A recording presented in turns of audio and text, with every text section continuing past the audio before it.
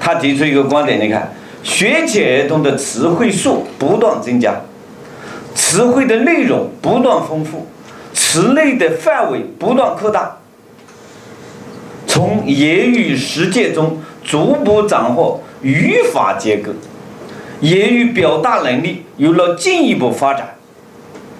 从外部言语就是有声能够说话，有声言语，逐步向内部言语，内部言语就是什么？思维了，内部的言语就是无声的，通过思维来表达了，就过渡，并有可能初步掌握书面言语，初步能够掌握书面言语，孩子几岁啊？2岁就可以了。我们现在讲从3岁多、2岁多都可以啊。心理学家说的，还不是我这个教心理学、教育学的老师说的，是吧？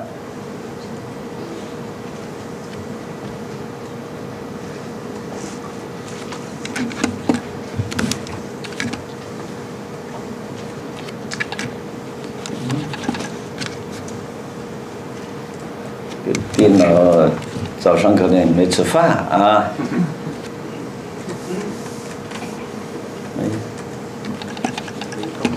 17呀，不是，第8病，可以。这个资料太多了，这个电脑里面啊。著名教育心理学家潘苏。教育心理学，大家听到啊？前面有2个词，前面是儿童心理学。潘叔是中国教育心理学的最高水平的心理学家，叫做潘叔。我们读教育心理学，就必须他的就是权威。他这么说啊？大量朗读可以保持儿童的注意力稳定。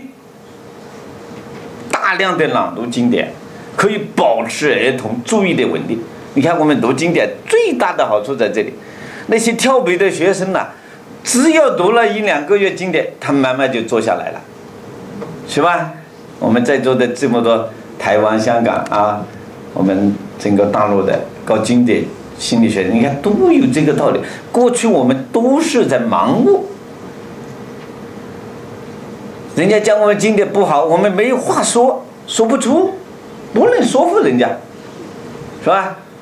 你把这个一看啊，教育局长好、校长好、社会所有的人，心理学家，你去查一查潘叔啊，进行思维和理解内容，并获得有效的记忆。你看第二个观点，背诵时熟记教材，提高应该有一个是提高语文学习质量的重要手段之一。背诵、熟记教材、背诵经典，是提高语文学习质量的重要手段之一。现在我们的读经典，我是总结了2句话：学习经典是学习语文的最好的途径和方法，是最重要、最有价值的语文教学内容。经典叫做什么？我们用一句话叫深度文化。深度文化，最高品质的文学。你看你学语文学什么？圣贤的经典，中国历代最优秀的语文作品。你读了这些东西，一篇能等10000篇。所以中国有一句话，大家把这句话要记下来的：一部经典胜过10000部杂书。记了没有啊？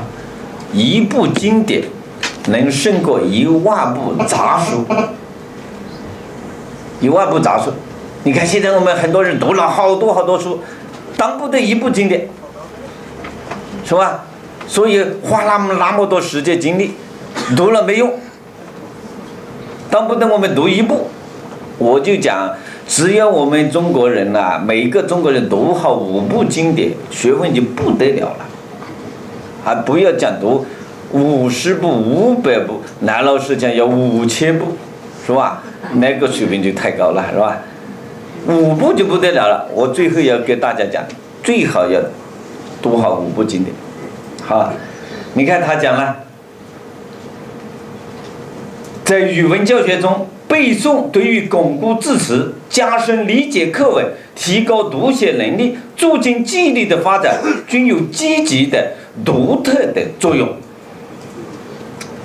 现在你可以回去给老师讲课，给家长讲课，一句一句讲，有没有作用啊？心理学家讲的，这个我们把这个资料都考给你们了，你们回去是吧？还有资料是吧？第3条，你看，在学生反复的背诵过程中，后面我们讲，昨天我们易老师也讲了嘛，是吧？读书很简单，你读怎么读啊？反复读，反复读，读多了就懂了，读多了就记了，这很简单，就这一个读。要背吗？读多了就背。如果背不的东西啊，这个学生不可能考出好成绩的，他将来也不可能运用的。运用什么？运用空气，是吧？脑子里没有装着东西，没有把东西编码编进去、储存进去，怎么来学习？怎么工作？怎么当老师？是吧？怎么写文章？怎么运用？首先要保证大脑储存东西。大脑现在只用了多少呢？这是我们心理学家研究的。现在我们人类的大脑只用了4%。看我们在座的检查你的大脑用了多少了？96%的大脑在睡大觉。记住吧，把这句话要记住。全世界心理学家研究的结果，现在全人类大脑只用了4%，96%的大脑在睡大觉。我们有一些可能就不止4%了，这个只讲平均数了，是吧？我们有一些可能用了30%，有一些可能用了70%、80%，但是平均全世界的人的大脑平均只用了4%。这个观点很重要啊。